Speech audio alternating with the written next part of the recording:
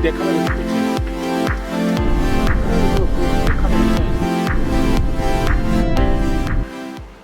안녕하세요.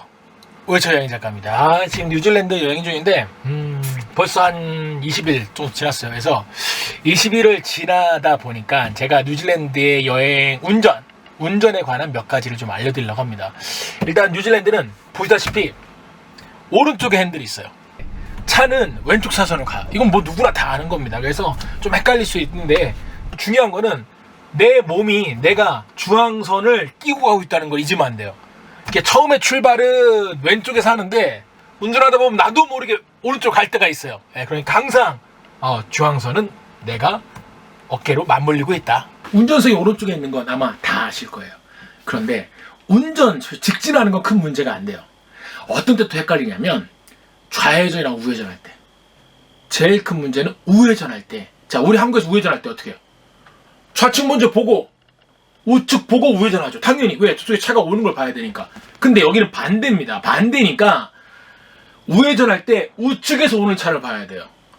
좌회전할 때는 좌측에서 오는 차를 봐야 되는 거예요. 쉽게 얘기해서. 그러니까 내가 우회전한다. 그러면 나도 모르게 고개가 이렇게 가요. 그러다 보면 한국에서 어떻게 하냐면 우회전할 때 핸들 꺾으면서 봐요. 오는 거 안 오는 거 확인해. 엑셀 밟으면서 좌측을 봅니다. 그럼 여기서 어떻게 돼요? 좌측에서 오는 차랑 부딪히게 되는 거예요. 저도 한번 그럴 뻔 했거든요. 그래서 이제는 어떻게 되냐면 저는 한번 사고 날 뻔한 경험을 하니까 그 다음부터는 좌회전할 때 좌측 보고 우측 보고 이제 좌회전해요. 안전을 확보하고. 좌회전할 때 좌측으로 해요. 좌회전은 좀 덜 위험한데 우회전이 항상 위험해. 그래서 뉴질랜드에서 우회전 위험, 우회전할 때는 내 차가 왼쪽으로 가야 돼. 항상 이 생각을. 좌회전할 때 좌측에서 오는 차량, 우회전할 때도 좌측 먼저 확인. 항상 좌측만. 다시. 우회전할 때 우측에서 오는 차량 확인. 좌회전할 때 우측에서 오는 차량 확인. 항상 무조건 우측에서 오는 차량 확인. 그러니까 한국에서 만약에 이제 뉴질랜드 여행을 준비 중이다. 그러면 연습하셔야 돼요. 항상 여기 먼저 보고 이걸 연습하셔야 돼요. 안 그러면 습관적으로 나도 모르게 좌측 먼저 확인하고 안전하네 하고 앞으로 가는 경우가 있거든요. 특히 처음에는 이런 사고가 잘 안 나요. 한 3일, 일주일 지나면 나 이제 익숙해졌어. 그러면 나도 모르게 옛날 습관이 싹 나오면서 큰 위험이 있을 수 있으니까 반드시 명심하셔야 됩니다. 저쪽으로 우리 오른쪽으로 갈 거야? 이리로 가야 돼. 먼저 할게. 다시 한번. 우회전할 때 우측 확인, 좌회전할 때 우측 확인. 항상 우측 먼저 확인을 하셔야 됩니다. 자, 제가 뉴질랜드 와서 놀란 교통 표지판이 2개가 있어요. 자, 제일 먼저 또 빨간색 동그라미에 파란색 원인데 거기 X 표시가 있어요. 빨간색으로. 보통 우리는 그럼 어떻게 해요? 멈춰! X 표시 빨간색 X 멈춰! 근데 여기는 그게 아니고 멈추지 말고 쭉 가라는 얘기예요. 주로 낙석 주의가 되는 경우.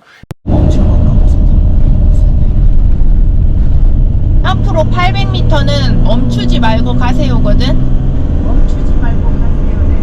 800m. 돌 떨어지는 지역이니까. 여기 유명해. 가서.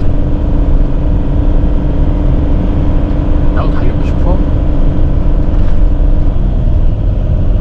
그러니까 바위가 이런 것들이 떨어질 경우가 있는 그런 위험 지역에서는 그 표시판이 딱 나옵니다. 그러면서 1km, 2km. 그럼 무슨 말이냐? 1, 2km 동안 쉬지 말고 쭉 가라는 얘기예요. 멈추면 안 돼. 그래서 그런 표시판을 보면 멈추면 안 돼. 쭉 가세요. 그리고 또 하나. 북섬은 좀 모르겠는데 남섬에서는요. 다리가 되게 좁아요. 그러니까 무슨 말이냐면 차량 한 대만 통과할 수 있는 경우가 굉장히 많습니다. 자, 이 경우에는 상대방이나 내가 먼저냐 이런 때 주의할 때가 있어요. 근데 표지판이 있어요. 그래서 내가 먼저 가는 경우에 큰 화살표가 더 크면 내가 우선권이 있고요. 상대방에서 넘어오는 경우가 큰 화살표인 경우에는 상대방한테 우선권이 있습니다. 그래서 상대방이 우선권이 있는 경우에 항상 다리 앞에 다리 건너기 전에 멈춤의 표시가 있어요. 하얀색 선이 있습니다. 그래서 차를 거기다 대놓고 상대방이 넘어온 다음에 내가 가야 다리에서 마주치지 않게 됩니다.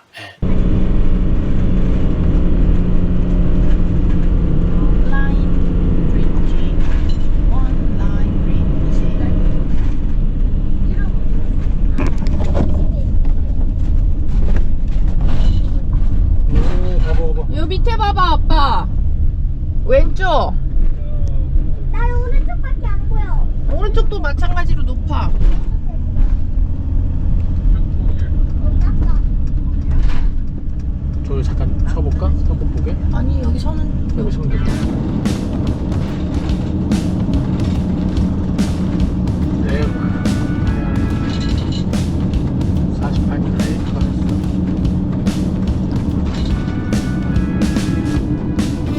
뭐야? 왜?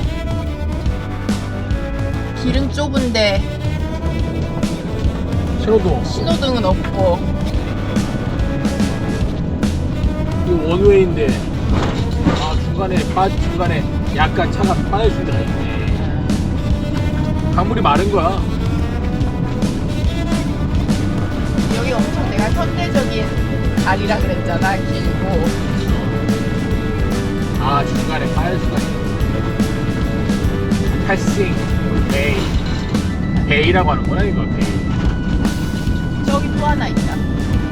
세 번째, 당연히 뉴질랜드 캠핑카에도 내비게이션이 있습니다. 근데 영어예요, 영어.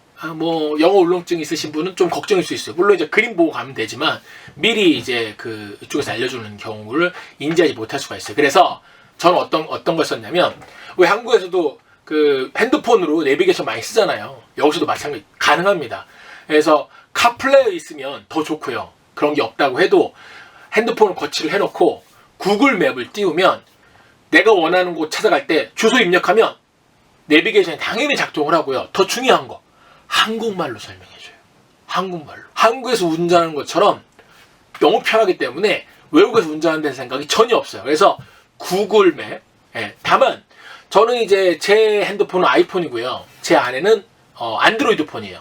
근데 이 같은 구글 맵인데 서로 검색되는 게 좀 다르더라고요. 그래서 기왕이면 운전하는 사람들 중에서 아이폰이 있고 안드로이드가 있으면 각자 구글 맵을 해서 좀 더 좋은 쪽을 활용하시는 게 제가 드릴 수 있는 팁이에요.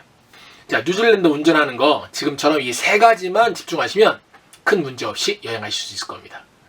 그러면 즐거운 여행하세요. 바이바이. 그리고 하나 더 플러스 1. 요즘에 운전면허증에 뒤에 영문 버전이 나와요. 그래서 그 한국 운전면허증만 가져가면 일종의 국제운전면허처럼 쓰이는 나라가 되게 많은데, 뉴질랜드에서는요 반드시 국제운전면허증이 있어야 됩니다. 그게 있어야 차를 렌트할 수 있고 캠핑카 같은 경우에 렌트할 수가 있어요.